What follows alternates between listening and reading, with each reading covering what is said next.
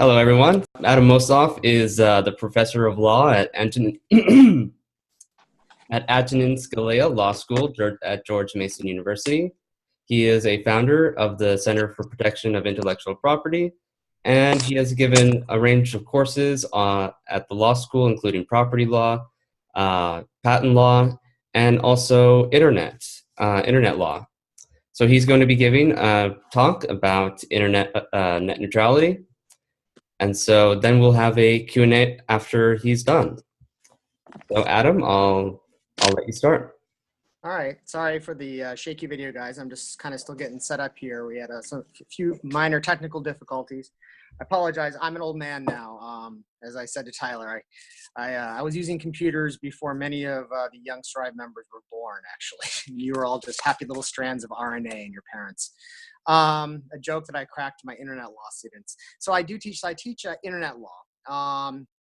I haven't taught the course in a couple of years, but as every year that I have taught it, and I taught many times, we've always had a section on net neutrality, because the concept of net neutrality has been around now for about 16 years.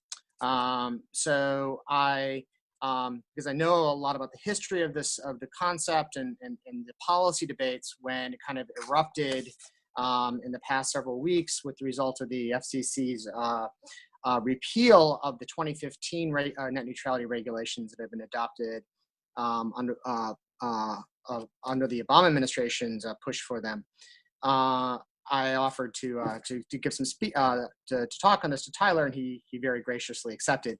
So thank you to Tyler and to all of the Strive people for this. And one of the reasons why I offered to kind of to talk a little bit about this is because the commentary, especially on the internet, as with most things on the internet, has mostly there's been a lot of heat. The ratio of heat to light has been very high. There's been a lot of kind of over-the-top rhetoric and a lot of misunderstandings about exactly what is going on the internet and the history of this concept of net neutrality. So I thought that I would just kind of weigh in a little bit, help some people with some of the basics, and then we can answer any questions. So what we had talked about before is that I would talk for about maybe 10 minutes, maybe 15 minutes at most, just give a quick history of the internet, which I think is important to understand a little bit behind the net neutrality debate, history of the concept of net neutrality itself, and then we can open it up for questions and answers. So I'm first going to talk a little bit about the history of the internet and the history of net neutrality, because it falls along the lines very much of what Ayn Rand commented on in Capitalism, the Unknown Ideal, where she said, the history is misunderstood. And so it's very hard to defend capitalism because a lot of people don't know the basic facts that you need to infer your principles from and your conceptual judgments about. So let's get the history straight. So all right, so what is the internet? It's kind of a silly question almost, it seems today, but it's important to ask that question and to understand where it came from. I mean, when I was born pre-internet, as I said, I'm an old man now. So the internet actually has its roots in a communication system. Oh, I just lost video of Tyler. Can you still hear me, Tyler? Yeah, we can still hear you. Oh, you came back. Okay, good. So, so the internet has its roots in a communication system developed by the Pentagon in the 1960s as a way for the Defense Department and government agencies to communicate if there was a nuclear war. So what happened is, starting in the 1960s, an agency within the Defense Department that goes by the acronym DARPA, which stands for Defense Advanced Research Projects Agency. This is kind of one of those black box agencies at the Pentagon and in the Defense Department. It's where a lot of the weird kind of tech that they've developed over the many decades comes from. And so they developed what was called DARPA Net in the 1960s. And it was primarily just a way to connect different government agencies across the country. And it's also where they developed what's known as the packet switching technology, which is the kind of the basic core technology on which the entire internet is based upon, which is that when you, for instance, send an email, you click send, your email doesn't go as an email to its recipient. So it's not like your ISP takes the entire email, all of the ones and zeros represented by the words that you typed and the address and the subject header, and sends that entire collection of ones and zeros in one bulk file to your recipient. What happens is that the email is broken up into what are called packets. So bits and pieces of the email, so the H and a the and an E and the are broken up and are replicated and are sent through different routes in the internet. Now you can understand why that was developed by for the DARPA Net, is that because if you're trying to have a system that survives a nuclear war, and St. Louis just got nuked, and St. Louis is where you have a server that you need to send one note through. If St. Louis just got nuked, you just lost your note. So the whole point was to create redundancy within the system on the information, so that they could reach their different recipients and their different destinations, even if different nodes were taken out. So Detroit and St. Louis and DC are nuked. Well, but the servers in New York and other places are still operating, and so they can still get the information through. And you can see, so this technology was actually developed as a way to deal with nuclear war. But really, what the really cool feature of it is, and this is what no one kind of foresaw, is that it actually has incredible efficiency enhancing capabilities to it. Because when you don't transmit an entire email in one file that's many, many megabytes, or today many, many, many, many hundreds and megabytes, you actually create an ability to more efficiently transfer information in a faster and quicker way.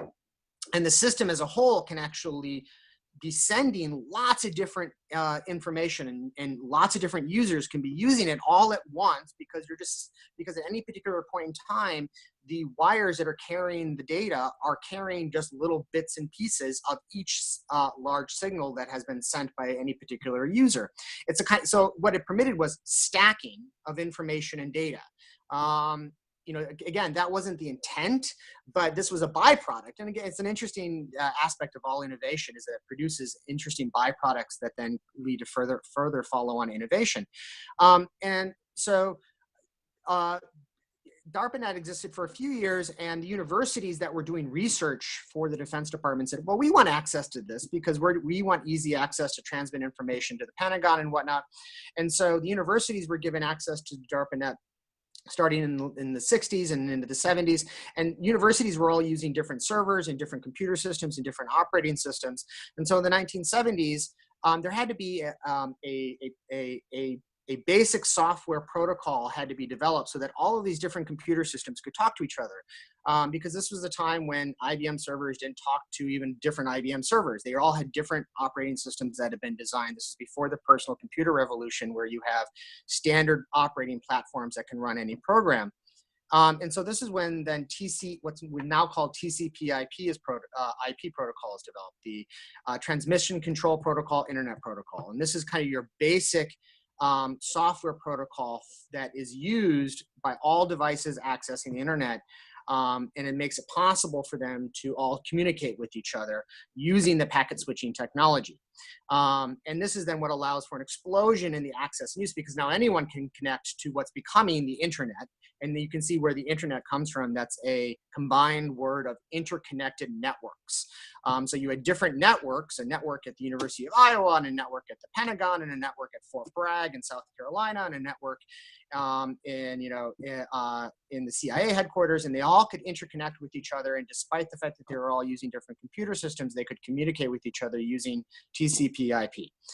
Starting in the 1980s, what we now know as email, electronic mail, starts to become used. The Usenet develops. And what start to develop too are local area networks. Now, all of this got to be developed because students coming to university said, well, we want to use this cool information communication system. So students started getting access to the internet.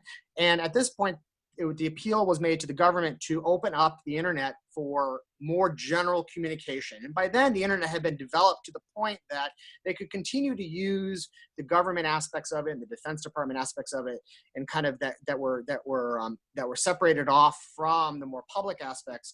And so they allowed commercial access to it now starting in the 1980s. And this is what then develops what are called local area networks. So CompuServe, America Online, what we now know as AOL, and other companies developed their own little networks, their own little closed systems where they would offer shopping and email between people. And because of TCPIP, if you had an AOL account, you could at least email someone at CompuServe. But if you were an AOL member, you had to use AOL software. You could only access the shopping and things made available through AOL.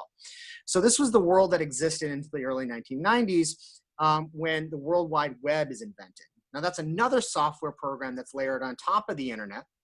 The World Wide Web is the first kind of graphical user interface system using websites, using web browsers. So using a universal programs that we now call browsers, you know, our Chrome, Microsoft Edge, Microsoft Explorer, Safari, and then people can create what we now call web pages. These are all just metaphors for us because otherwise it's just computer software. The very first web page goes live in 1993. And then this becomes what people now associate with the internet. But it's very important to realize the World Wide Web is not the internet. The internet is the basic packet switching technology that interconnects computers using TCPIP.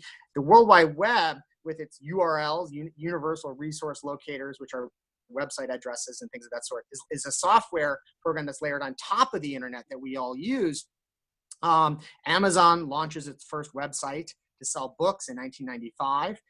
And I knew as a tech geek myself, the internet really had arrived and the World Wide Web was definitely going to stay when I remember very distinctly walking down Fifth Avenue in 1996 and I saw a UPS truck drive by me and it had its website address on the side of the UPS truck. And I said, aha! I said, businesses have discovered the web. This was about 1995, 1996, same year that Amazon starts its book selling service. It originally just sold books. And I said, companies have discovered the internet. It's going to take off now. And that's certainly true because once companies discover the internet and the power of the internet to access consumers, sell products, it become a resource for them to communicate with their supply chain, their suppliers and distributors and retailers. There was a tremendous incentive to invest in the internet. And so broadband starts to get developed, what we now know as broadband in the 1990s, because it used to be the way you access the internet is you dialed them up on a telephone. If you've ever watched old movies, you may have seen people who with their, using their computers where you hear this, that was you accessing through the telephone system, another computer. And the broadband, of course, is a system of wires that allows massive transfer of data, multiple uses using packet switching technology even to a greater extent, so magnifying by orders of magnitude the amount of data that can be transferred, particularly using fiber optic cables. And this is what then leads to an explosion in the type of activities that can be used on the internet, voice, video, gaming, and all the things now, this particular webinar that we're doing, all the things now that we take for granted. And by the way, this all came about through private investment. So, by the time you get the 1970s and 80s, the government was completely out. The government cared about setting up a communications network to survive a nuclear war. I mean, that was the only thing they were interested in because that's the only thing they should be interested in.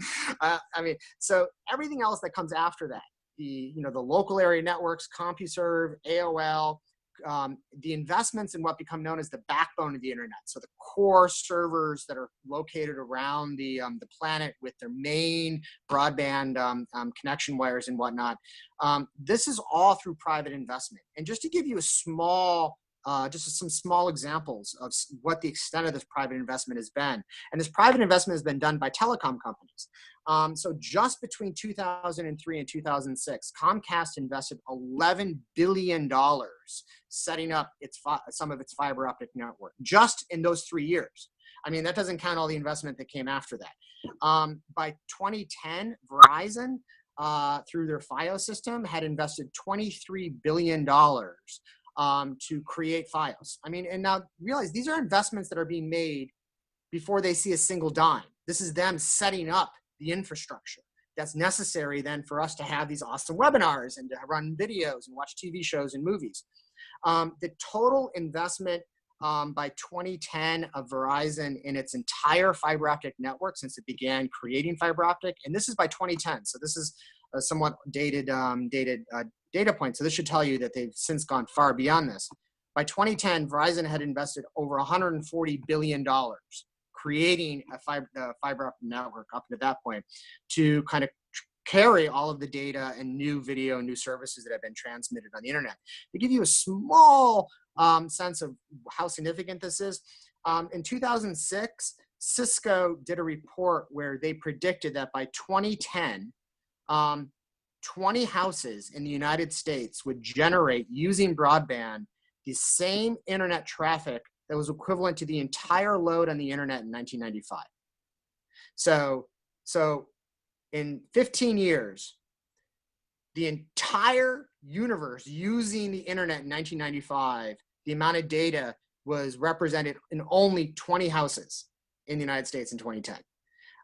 And this is all made possible by, as I said, those hundreds of billions of dollars by companies like Comcast, Cox, AT&T, and others, which created the entire infrastructure, laid the undersea fiber optic cables, set up the server farms, and did all the things that are necessary for us to have this incredible technology that we are taking advantage of now.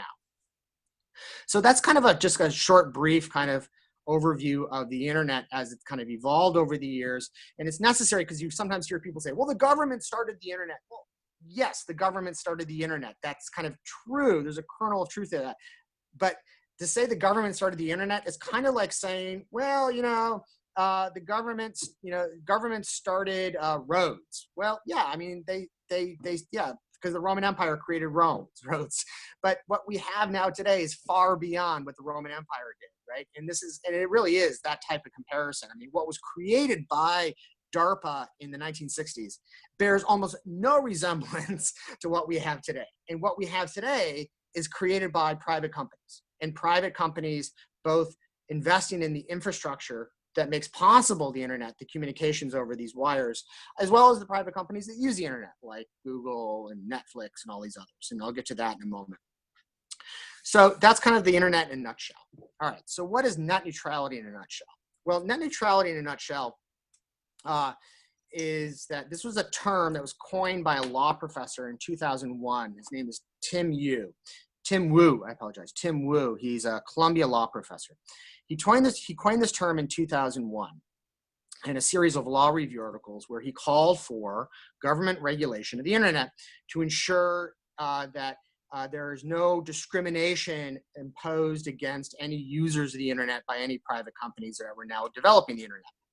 Now, what is net neutrality? That is an excellent question because there are about 3 or 4 different meanings of net neutrality. In fact, the Department of Justice in 2007, in a filing that it made with the FCC, which at that time was considering whether to enact net neutrality regulations, even noted in its filing, quote, "The mere fact that a definition of net neutrality remains elusive should give the Federal Communications Commission great pause before imposing regulation," unquote. And by the way, that the situation has not changed. And this is one of the problems with debating and discussing this is that net neutrality means different things to different people. It can mean to some people what is known in the law as common carrier status, which is what's imposed upon the telecommunications companies like AT&T and others by the FCC since the 1930s. Which is that they have a duty of providing non-discriminatory treatment of all users of their system. They also have imposed upon them regulation of what prices they can charge and what profits they can make. It's extensive government control of their entire business model. It can also mean what's sometimes called a duty of interconnection. So that just because you have a Comcast network, that means you can't exclude an AT&T network, that you are actually imposed a legal obligation as a common carrier to interconnect. It can mean carrier obligations for competitors. So this is, again, what's imposed upon AT&T and others. Just because you are AT&T and MCI WorldCom, a company that's since gone out of business, wants to send, has a telephone customer that wants to call an AT&T customer, you have to permit them. You're not allowed. This is all imposed through the Federal Communications Commission, through their regulations. It also relates to something known as excuse me for one quick moment. I'm getting a low battery indication on my iPad. So it's something that's also known as essential facilities doctrine, that if you have a bottleneck, an essential facility like a railroad depot or something, antitrust law imposes obligations upon you not to exploit your, quote, monopoly power to exclude competitors or to charge monopoly prices. And see, the problem is that, you know, depending upon what notion that people have of net neutrality, you could be even talking past each other when you're engaged in a discussion with someone. And by the way, this is recognized and well understood by experts, you know, that it really doesn't, there's no settled meaning or understanding of it. And by the way, that's an insight into it, right? You know, when you have a term that is not objectively defined and is being used by its advocates to push for government regulation, that's an indication that you know, something is rotten in the state of Denmark. That something is not right and is going and is not something is being pulled over on people. And in fact, when Professor Wu first coined this term and first started advocating for net neutrality in 2001, by the way, this is before the explosion of broadband. This is before Netflix, Amazon, I mean, all of the services that we now use. You know, the response to him by economists at the time was that, well, you know, Professor Wu, this is, quote, a solution in search of a problem. All the things that he was complaining about, everyone said there's just, it's not happening. The internet's growing. There's no discrimination occurring. And it did, and yet that didn't stop advocates such as Professor Wu and organizations like Public Knowledge and the Electronic Frontier Foundation and others from starting to push and advocate for this heavily. And immediately. So as early as 2005, the Federal Communications Commission issues an internet policy statement, which announces a non-discrimination principle for the internet and its commitment to an open and accessible internet. In 2007, the Federal Communications Commission again considers adopting net neutrality regulations of some type or other, however they're, you know, whatever they're aimed at doing, whether it's common carrier, whether it's duty of interconnectedness, whether it's regulation, whether it's non-discrimination. And that 2007 consideration was when the Department of Justice told them, we don't think you should do this. In 2008, there was actually a complaint filed against Comcast for allegedly throttling customers. Comcast was in fact doing that in violation of its contracts with its customers. So it was originally a contract dispute and it was a complaint filed against them in court, but the FCC got involved. Comcast admitted a fault, settled the lawsuit, changed its policy, stopped doing it you know, secretly. But the Federal Communications Commission just decided on its own to issue and adopt basically de facto net neutrality type regulations in issuing an order against Comcast, despite the fact that it wasn't even supposed to do that at the time, given that the complaint had been settled. And then, of course, in 2015, through the Obama administration's pushing for this, the Federal Communications Commission expressly adopted net neutrality regulations where it explicitly classified broadband telecommunications as a, quote, public utility, unquote. That's a legal term of art that means that it can be excessively regulated by the Federal Communications Commission and other government agencies, similar to the way that we have government control of our water, our electricity, some of our phone systems and other things. And what this means is that they get to oversee their business models, ensure that they are, quote, reasonable, unquote, that there's no unreasonable discrimination that's occurring, and that they got to oversight on how they develop their traffic and how they charge prices and whatnot. In a sense, what this does is that order by the FCC in 2015 essentially made all internet service providers, Comcast, Cox, Verizon, all these companies that have been investing billions of dollars to create all of the network that we now take for granted in the fiber optic systems and the broadband, like I said, made them like water companies, electricity companies, public roads, airports, Amtrak, and other entities that are regulated and controlled as public utilities. Now, there's two important points to remember in all of this, which is first, that was not the first time the government got involved in regulating and controlling internet service providers. Local governments have long regulated and controlled cable providers through the power to control telephone and radio and television broadcasts in their areas. And this is the, quote, last mile concern that a lot of people talk about. Well, they have monopolies on the last mile, which is a euphemism for the wire that runs from the main fiber optic broadband backbone system to your house. That has long been controlled and regulated by local authorities. No company can provide that without going through a massive approval process and control process by local public commissions that control where you can lay wire, what rates you can charge, who your customers can be, what your policies are, and everything. This is long-standing regulation by local governments that goes back to actually the late 19th century. That began with regulation of railroads before the federal government got involved. And the second important point to remember is that it's a little odd that Professor Wu and all these people were saying, we're clamoring for it's absolutely important. We have to have net neutrality because all of this discrimination can occur and innovation will be crushed, and it's such a vital resource, the internet. But the push for net neutrality regulations began in 2001, right?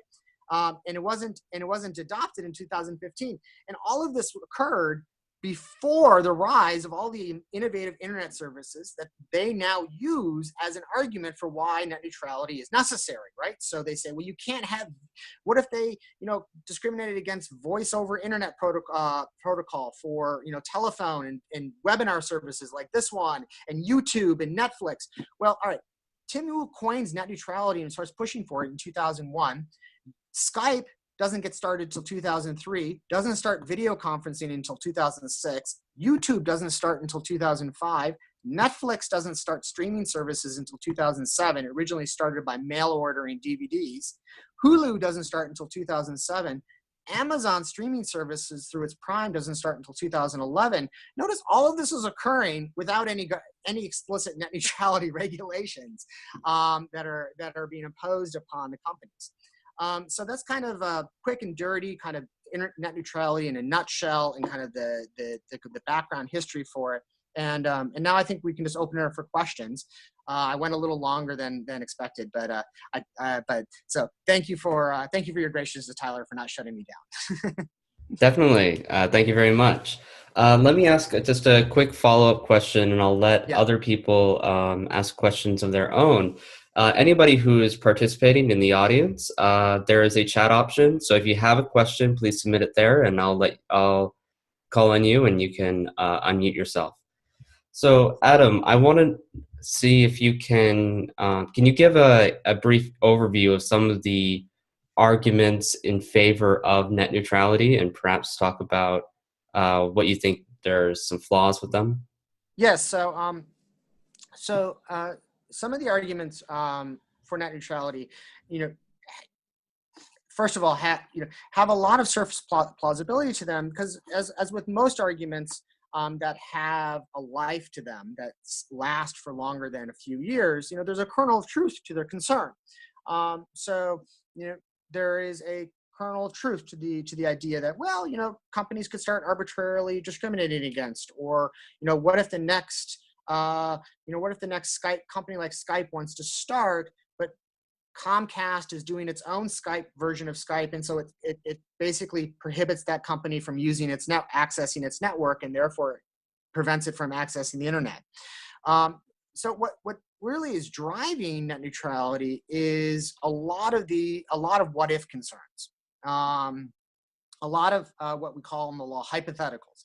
well, there could be a company that could come around and could get stifled by a company using its power over the internet that it developed, Comcast, Verizon, if they, or even more specific, even more generally, it may not be economic competition. Let's say, oh, I don't know, Comcast becomes more like Chick-fil-A and actually has some very definitive views about politics. And so they decide, well, we don't want pornography being transmitted over our services. And by the way, we're going to define pornography very broadly to include anything that shows any skin whatsoever.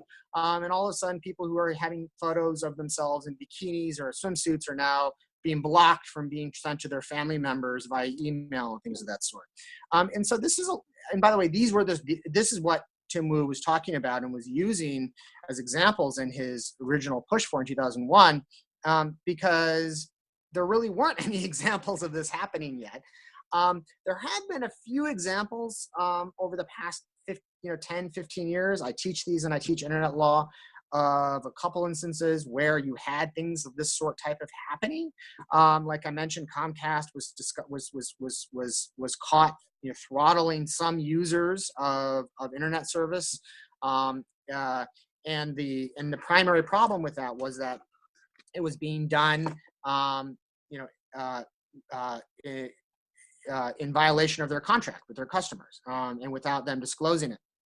And so it was, all of the instances in which bad behavior, alleged or not, has been found on the internet. And like I said, it's a handful. It's about 5 or 6 total over the past 20 years where you can point to this happening. They've all been addressed outside of having regulations and addressed outside of regulatory agencies, because they were addressed through breach of contract cause of actions and other types, or even just kind of public pressure being put on the companies that didn't even rise the level yet of a legal action. So a lot of it is so some of it is kind of concern about people taking advantage of their kind of fact that they built something that everyone is then using, and then later all of a sudden like doing a bait and switch, changing the terms of their use, changing, we let you use it in this way, a certain way. Now we decided arbitrarily we're not going to now for either our own economic benefit or some other reason. That's a concern, and that's why there's lots of doctrines in tort law and in contract law and in property law that exist to help address those type of bait and switch tactics, and especially when they're done in breach of contract, because you as a user have a contract with the company, and these contracts don't say I get to do whatever I want no matter what. And even if they did, the fact of the matter is that other companies would step in and would provide a competing service, right? I mean, if the extent that a company does that, then you have a free market. Then another company, it's not just Verizon that's investing billions of dollars. It's also Cox. It's also AT&T. It's tons of companies that are doing this. They could step in and say, "We won't do this. Come to us." I mean, that's a customer service opportunity for people, right? Apple does this all the time with their privacy issues. Whenever there's a problem with some type of privacy issue on the Microsoft OS or with Android, right? Apple always very proudly and loudly touts the fact that they defend privacy and they won't capitulate to China on the demand for giving up privacy and things of that sort. And that gets to the second issue, which is the fact that a lot of people, in fact, are locked into a particular provider. They say, well, but I don't have a choice. It's not a free market. You're right. It's not a free market. But the reason why it's not a free market is not because of some alleged monopoly power being exercised in the marketplace by companies. It's because the government has stepped in for many, many, many decades, just like with the telephone industries and the water utilities and electrical utilities and all the other services, and controls this. So you can't just set up a competing service and then all of a sudden start offering service to people. You have to get permission, and they get control over what you get to say and what you get to offer and how much you get to offer and whatnot. And a lot of local government authorities, a lot of state and local authorities decide that, well, it's inefficient to have multiple services laying down multiple wires and all this stuff. We don't want that. We are only going to allow 1 or 2 companies to provide service in our area. Well, okay, where you have here is what economists call a government failure. You have a problem of government regulation. And a solution to government regulation isn't then to layer more regulation on top of the companies that are even working and managing to survive and innovate in a heavily regulated environment as it is. The solution is to call for deregulation that leads to that concern in the first place, not to address the concerns that are caused by the regulation with more regulation. That's how we've ended up with the creeping statism and the growth in our government that we have had, especially over the past 30 or 40 years. Okay, So, great. I don't know if that, I mean, and I really was, and a lot of the rhetoric in this area, there is very heated, they're going to charge you $50 for an email, and you're going to be charged $12 for a Google search. That is not going to happen. It's not going to happen. And how it's not going to happen in part is because it wasn't happening before 2015. I mean, if they were going to do it, they had 20 years from 1995 to 2015 where the companies were developing services on the internet, and they could have done it if they'd wanted to, but it's not in their interest to do it. They're not going to make money doing it. And, and meanwhile, during that time when there wasn't explicit control by the FCC over the internet, you had incredible innovation. I mean, you talk to the inventor of CDMA technology, Irwin Jacobs, the founder of Qualcomm, which he invented the technology that makes our smartphones possible. CDMA is the signal stacking, digital signal stacking transmission technology that makes it possible to send massive amounts of data telephonically through your cell phones. It's that's the equivalent. His invention was the equivalent for smartphones what TCPIP was for the internet, allowing the stacking of information. And he said, when you ask him, like, when you invented CDMI, did you foresee smartphones? He says, no, we saw, better ability of companies to do conference calls.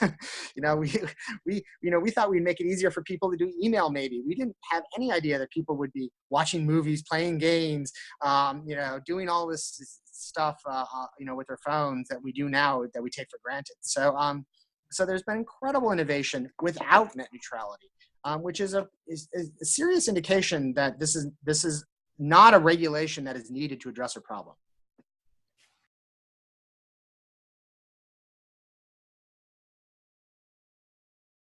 Oh, great question. Great question. So, so the two questions. So, what might be the implication of for companies to adopt net neutrality regulations? And the second is, why are companies like Google and Netflix and Amazon, why have they been lobbying, actively lobbying, and using their access to the public through their internet company services to engage in PR campaigns with their customers, telling them, call your congressman and tell them we need net neutrality? These are really great questions. I'll start with the first question, which is, what are the implications of net neutrality? Well, as recall what I said, so net neutrality, depending upon how you define it, but regardless of how you define it, it's essentially what it allows is the government to start dictating the very terms of how you are doing business as a company. And so, it's you having to go to the government for approval of your policies, any policy that you adopt, any corporate policy, investments you make, prices you want to charge. And in fact, that was, generally the two prongs of the net neutrality regulations that they have are non-discrimination principle and reasonable, and and under the non-discrimination policy, what they recognize is, well, but some discrimination is necessary, right? Like, if you've got some person who is using BitTorrent to illegally download hundreds and hundreds of movies, that person is going to be putting a massive load on your system. And you as an ISP, by the way, can identify that. You can figure out who's using BitTorrent to illegally download very large amount of information. so one person might be accounting for, a relatively high percentage of the overall usage of your network. And so you might want to say, well, they're engaging in illegal activity and they're overusing my internet and beyond what others are in. So you start to throttle them. You make it harder for them to, to access quickly the internet.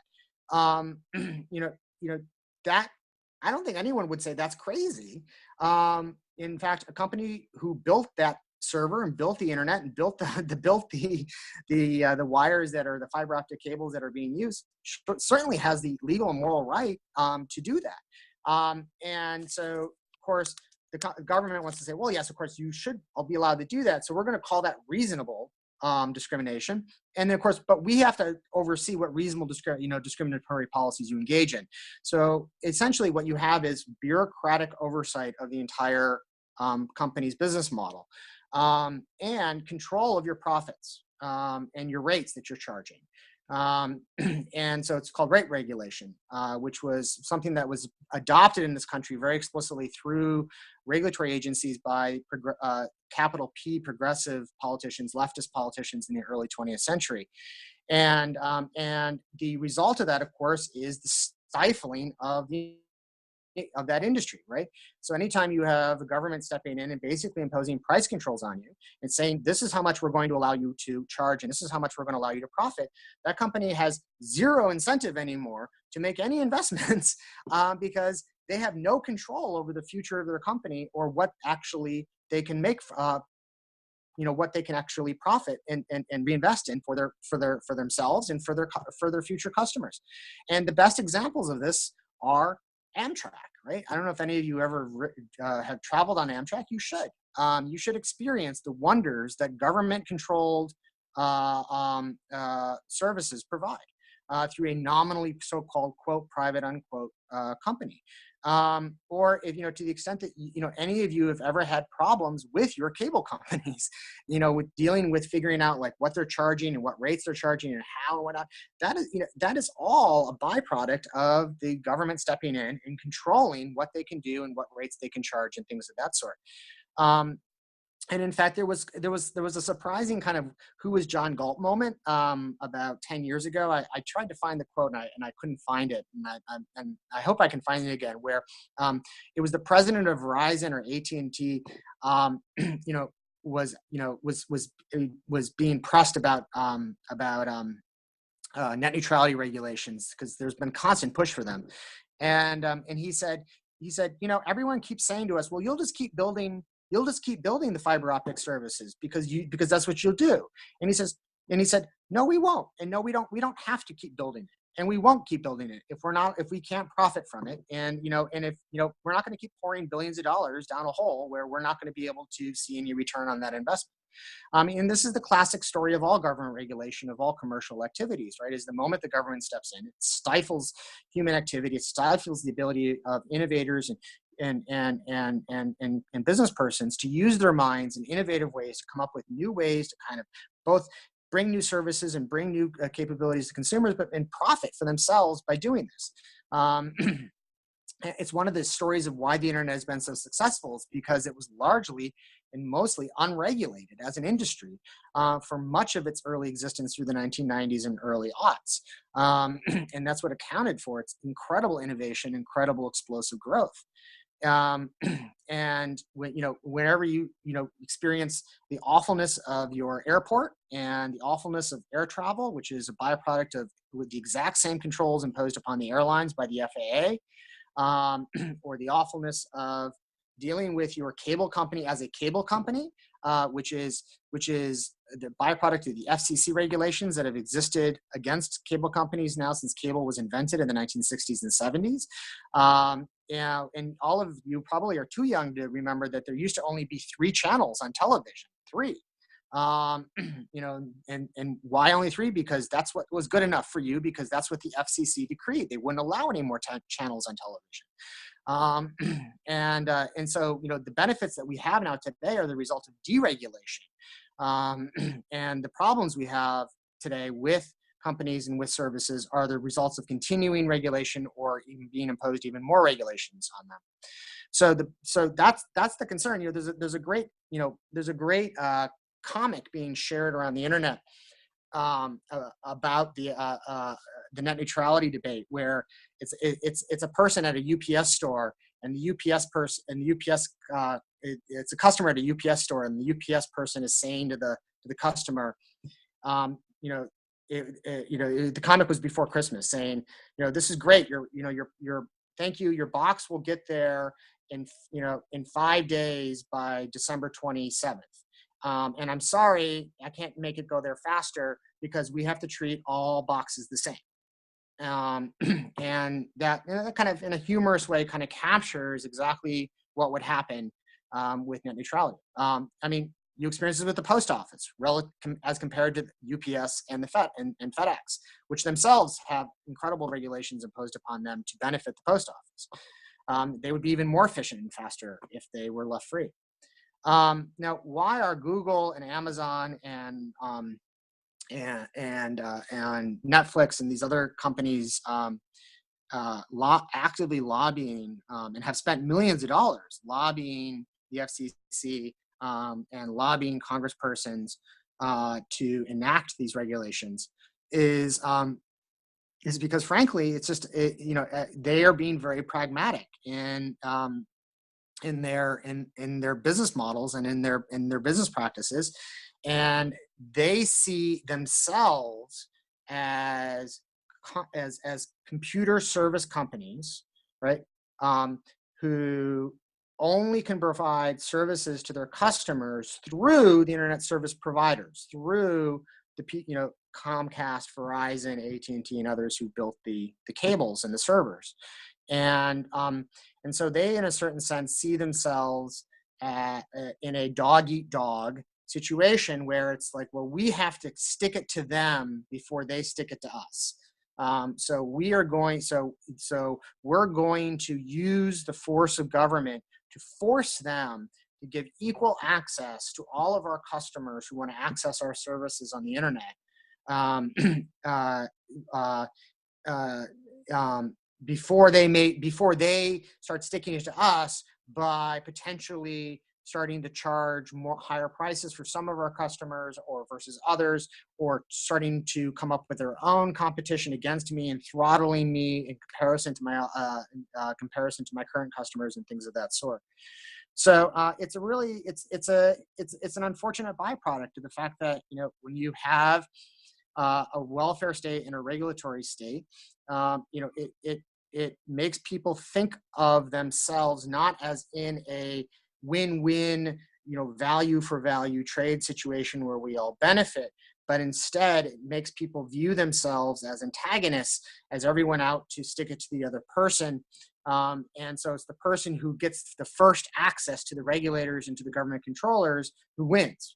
And so they very much saw themselves, well, we're, yes, Verizon needs us, but but we're more dependent upon them than they are on us, because they could create their own Google, they could create their own search mechanisms, they could create their own video content delivery companies. And if they do that, we're toast, because they'll just shut us down, because they'll just set up their system so customers can't access us anymore. And really what they should have done is they should have just gone to Verizon and Comcast and said, we want to enter into contracts with you to ensure long-term commitments to these types of things. And moreover, they already do that in some respects, because some companies were paying for prioritized traffic, which was another thing that net neutrality shut down. So some companies said, we're happy to pay Comcast and Verizon more money if you give our packets first access in transmission, which is what we have, and we have the technology for that to happen now. So essentially setting up, basically something that we all take for granted in everything else in our lives, right? That there's first class, business class, and coach class and airlines. And in ships, there's some people buy Ferraris and some people buy Hondas, and the difference is how much you're willing to pay. And the prioritization didn't necessarily affect per se the quality of the transmission for everyone else. It just gave certain people priority access. So the situation was, if there happens to be a bottleneck, you guys will get priority access. And net neutrality and the net neutrality regulations basically said, no, you can't do that. You're not allowed because that's discriminating. And again, that's the type of commercial innovation that you want to see develop. And if it makes sense, it will flourish. And if it doesn't make sense, it will die in the marketplace. The way bad products and services do eventually die. For instance, a good example of that is, Nokia. None of us have Nokia phones anymore. But if you go and read Fortune magazine and newspapers from the year 2000, Nokia was the multi-billion-dollar, 8,000-pound gorilla in the telecom market. Everyone had a Nokia phone at that time. I did. Everyone did. No one had. Nokia ran the whole, phone market. But they got totally blown out of the water. Why? Because Apple came around and came up with the iPhone, and Google innovated the Android operating system, and Samsung and other companies got into the phone market, and eventually Nokia got displaced. And that's what you would expect to happen. That's what won't happen when you have government taking over an industry and dictating the terms of how they can do business.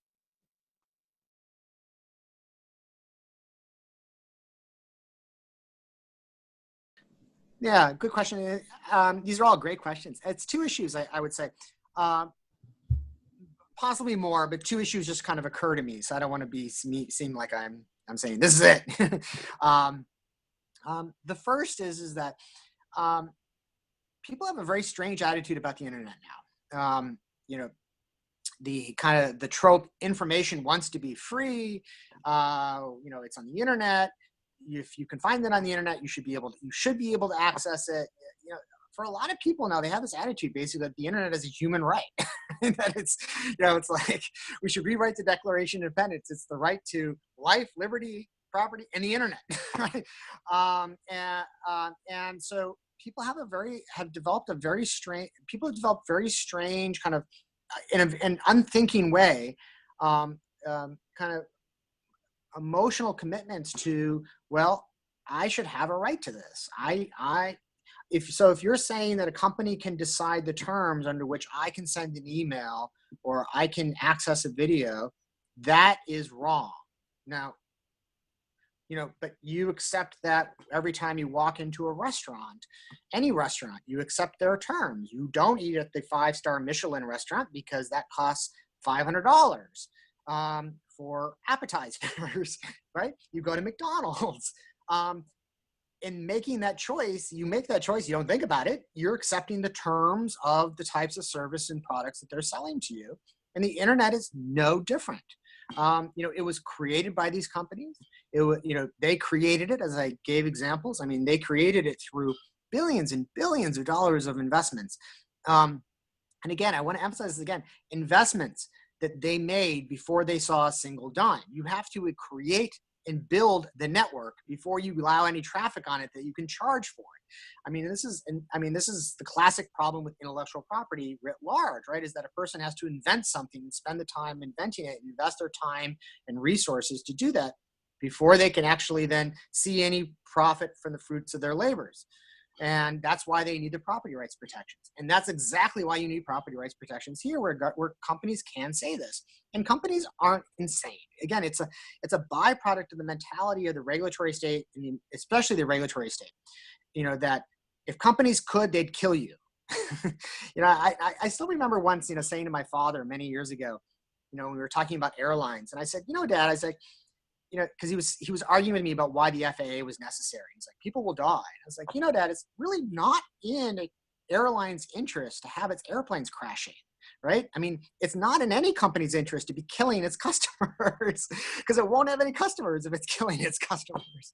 And my father was like, oh, wow, I never thought of that before that way. And I was really kind of struck by that, but it really is. It's a byproduct of we have to have the administrative state. Why? Because companies are inherently evil, bad people, and they will do bad things to us. It's not true. They're in it value for value. Yes, are there some bad people and some bad companies? Yes, just like there's some bad normal people in the world who commit crimes like criminals do, and we have criminal laws to address them, just like we have criminal laws to address corporations that act badly as well.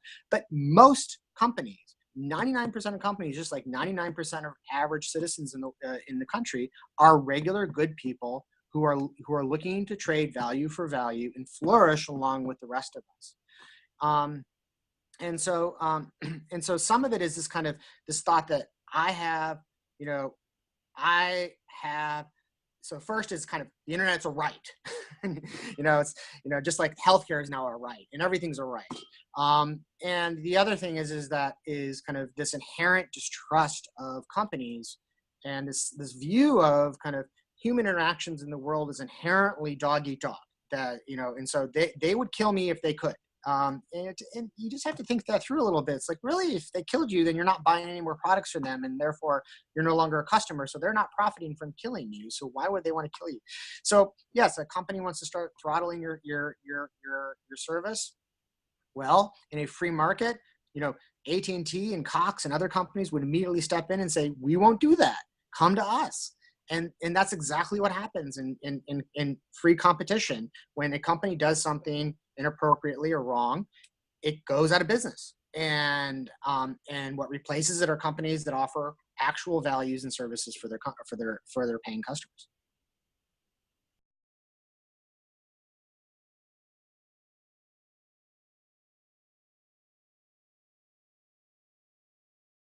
Well, what are the companies doing? What are the monopolies doing that needs correction, that needs regulation, that needs government intervention? Look,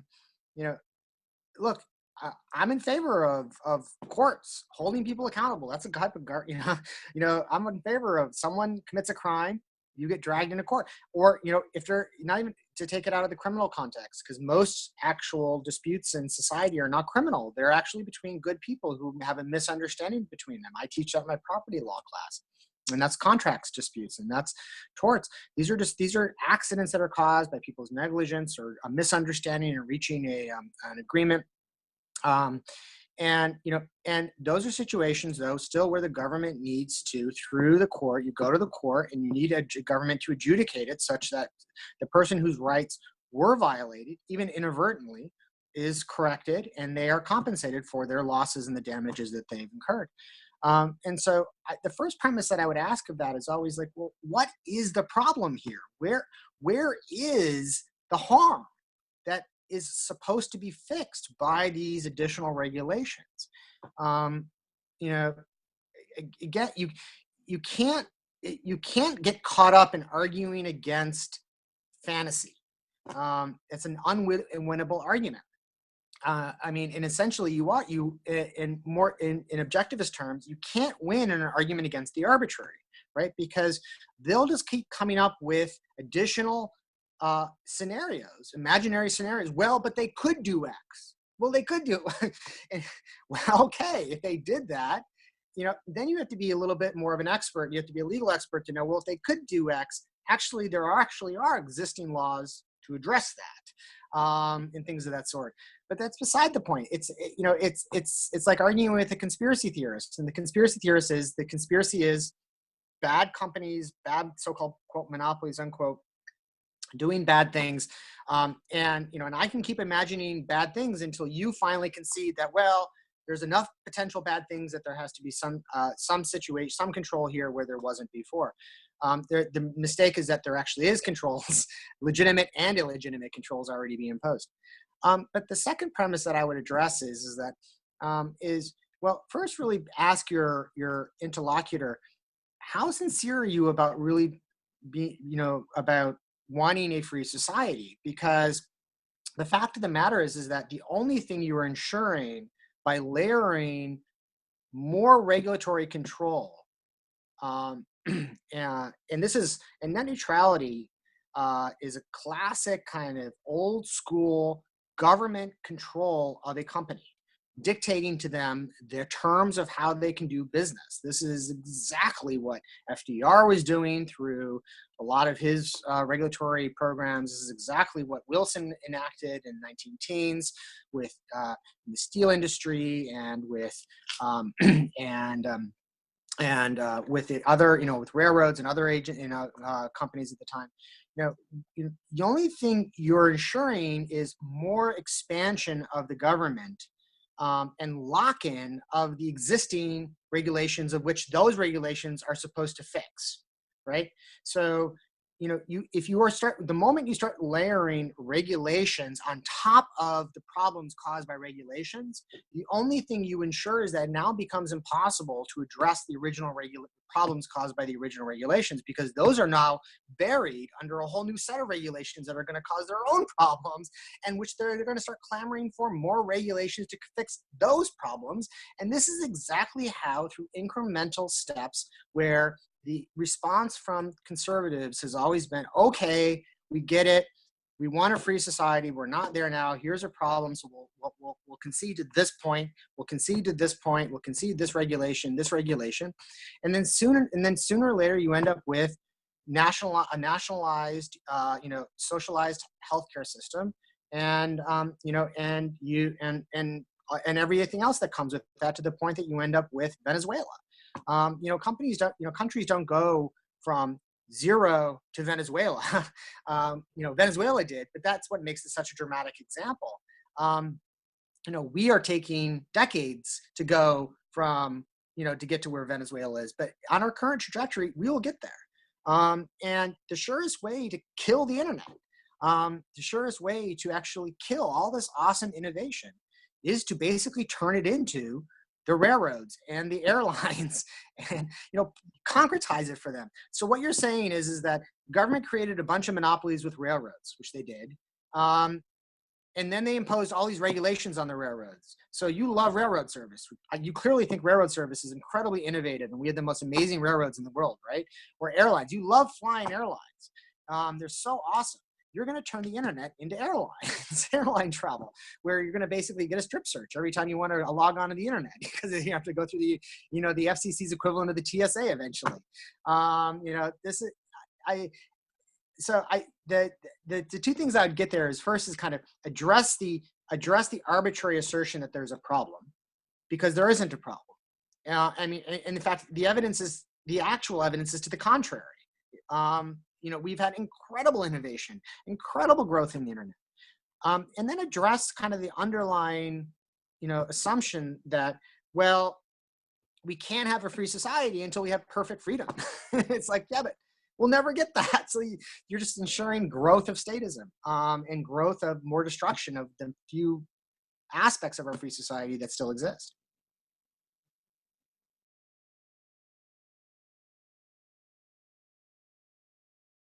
I engage with some of them in conferences. I engage with their government relations people, their lobbyists, and their policy people here in DC, because they have the same error that they make in intellectual property, the exact same error.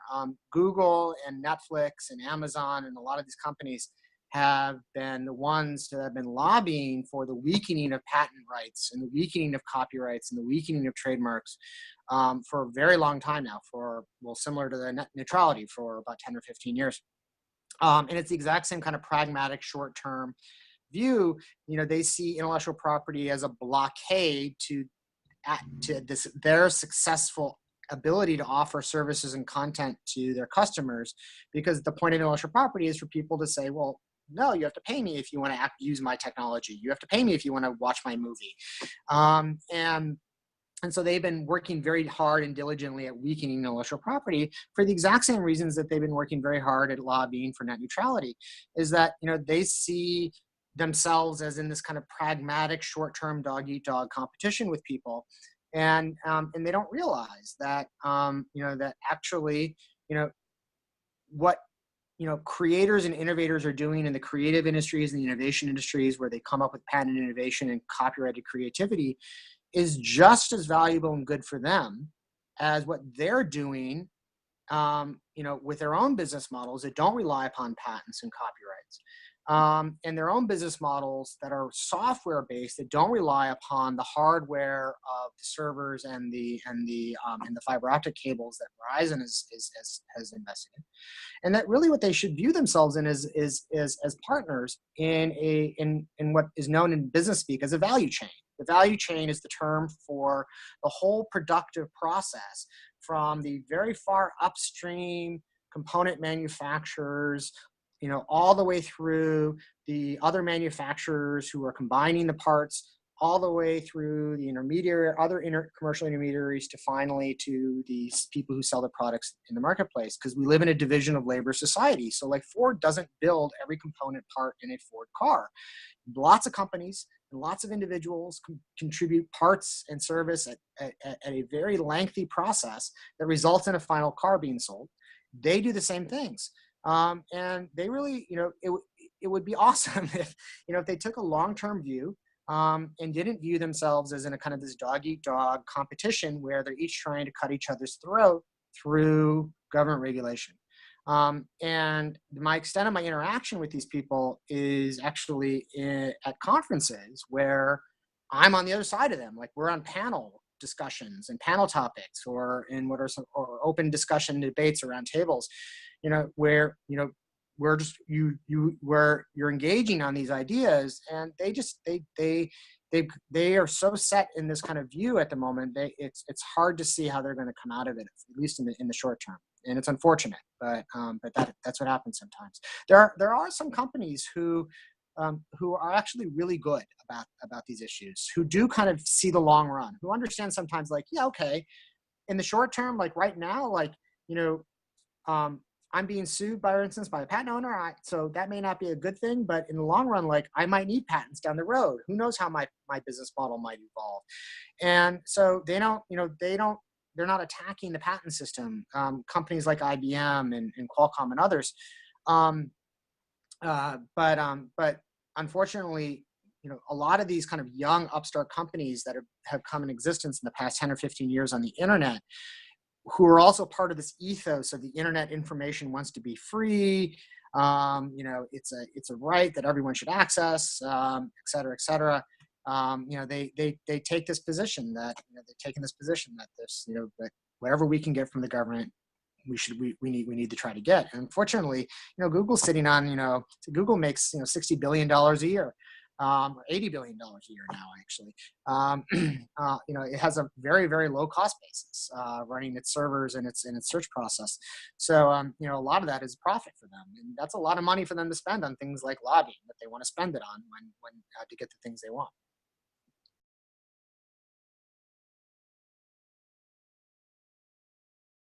Most of the time, that's because of government controls. So there are local public utility commissions that are created by state legislatures and authorized and are given the power of the state to dictate the terms and conditions under which providers of quote public utilities can provide those utilities to their local jurisdictions, so local cities, and back in the 19 teens and 20s, the leftist progressives at that time, progressives capital P, because they weren't for progress,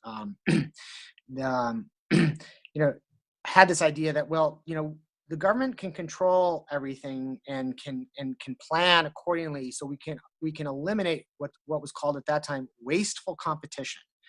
There was this view in the 19 teens and 20s. I know this is almost sounds crazy to us today, that competition was wasteful. That it was when you have two companies that are each competing with each other in the marketplace, that's inefficient because one of them will win out. And that means this other company that invested all this resources and time and energy and coming up with it, that's a social welfare loss, because that could have been money spent on this one, having this one product. And by the way, this is where this impetus for having these local monopolies comes from. It's wasteful competition to have multiple providers for water service, for electric service, for telephone service. And this attitude prevails to this very day in these public utility commissions, because it was built into their very structural DNA when these commissions were created, that their job was to eliminate wasteful competition. And so a lot of the reasons why you only have one or two providers, and two providers is their concession to some competition. Okay, we get it. Having one can lead to some problems, so we'll allow two. But now you have a duopoly.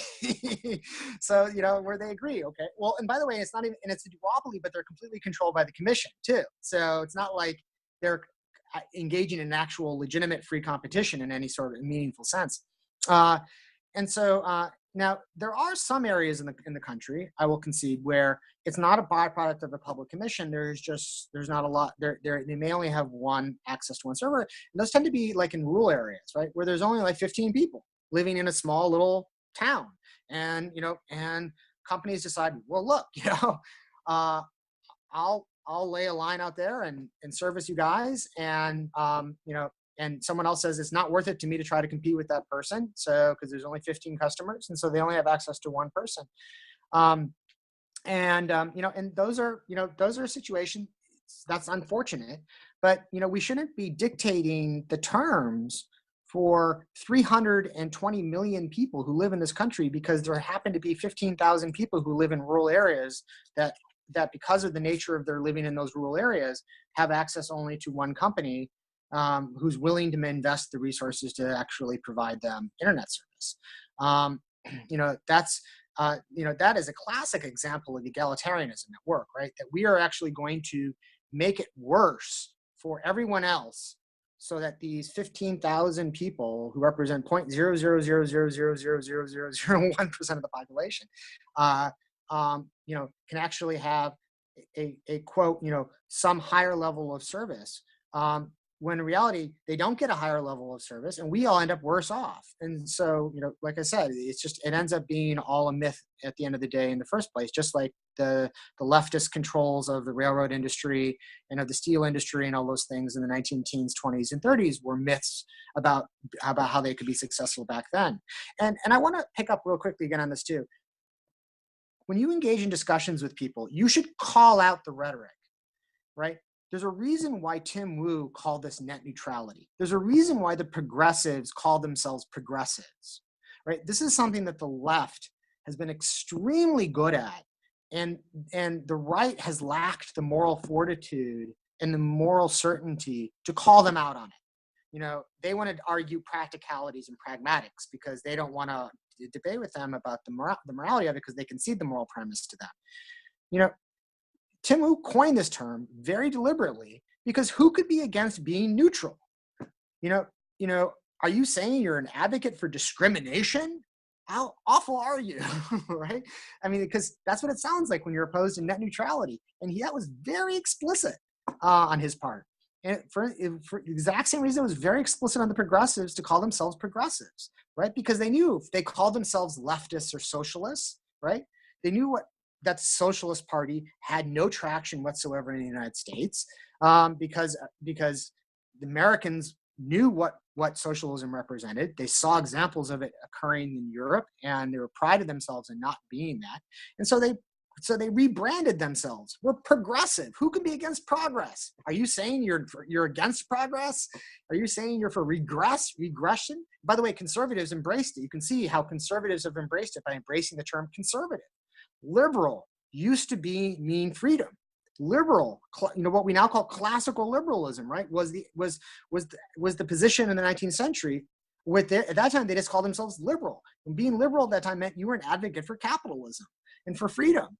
And now it's the liberals who are advocates for statism and controls. And it's the conservatives, the people who are in favor of regress, of going back, that are in favor, that are taking them on.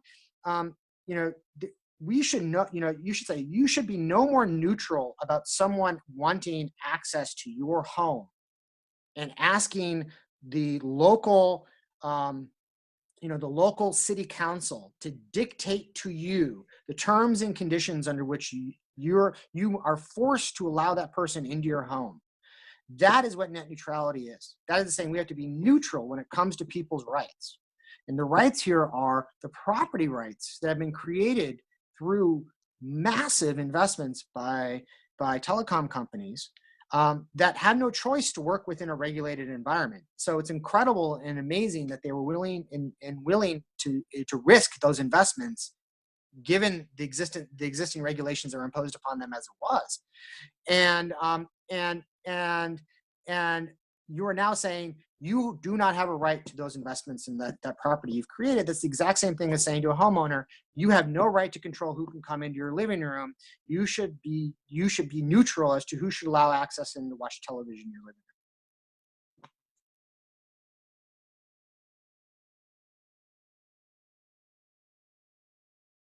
room. Great. These have all been great questions. I can send. How about I send you some materials, Tyler, and you can make them available in some context through Strive's website or something. But Ray Niles wrote an article in the Objective Standard called "Toward a Dumb Internet," I believe was the title of it, about 8 or 9 years ago. That is a criticism of net neutrality. That I think, is pretty good. He identifies a lot of the points and principles that I make. But it's also written for, it assumes an objectivist context and audience and objectivist context and knowledge a little bit. But also, Alex Epstein wrote an essay criticizing net neutrality back in 2007 as well for the Ayn Rand Institute. Steve Simpson did a video dialogue with Ilan Cherno at the Ayn Rand Institute on net neutrality. That makes a lot of these points as well. And beyond that, so those are some of the kind of more objectivist-oriented materials that I'm aware of that people could watch, I think, and get a deeper understanding. I can actually also kind of dig up a lot of the kind of some of the more legal materials if people want to dig into that and are interested in that, because those are the things that I teach. The 2007 Department of Justice submission to the Federal Communications Commission. I have my students read that when I teach internet law, I'm trying to think if there's anything else. And let me think a little bit more if there's any other writings that I can find on these things and on these issues. I think it is important to just be careful of terminology in today's debates, like net neutrality. For a long time, I even refused to use that term. I only use it because it's just, you can't avoid not using it now. But I think it's really important to call it out for the rhetoric that it represents, and the slanting that it represents, and just be very careful about the claims being made and arguments. Whenever you hear people making kind of really like, oh my God, the entire internet's going to collapse and end, and you're going to be charged $50 to just access Amazon.com's website and to buy something and all, it's just that hasn't happened, and it didn't happen before 2015 when these regulations went into existence. And there's a reason why it didn't happen. It's because it's in no one's interest to have that happen.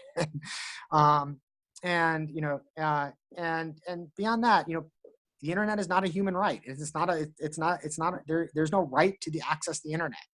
There is a service that you buy from companies in the same way that you buy a car, in the same way that you rent an apartment, the same way that you, buy a laptop computer. And I think people need to think of the internet in those terms as well. Great. All right. Well, thank you, Adam, for your time and your excellent answers and the information that you gave. And thank you, everybody who was attending live. And I think this will make a great recording to be putting on our YouTube channel in case anyone who had missed it. Great. Well, thank you. It was awesome. Thank you, Tyler. Thank you, Awesome. everyone at Strive and the listeners.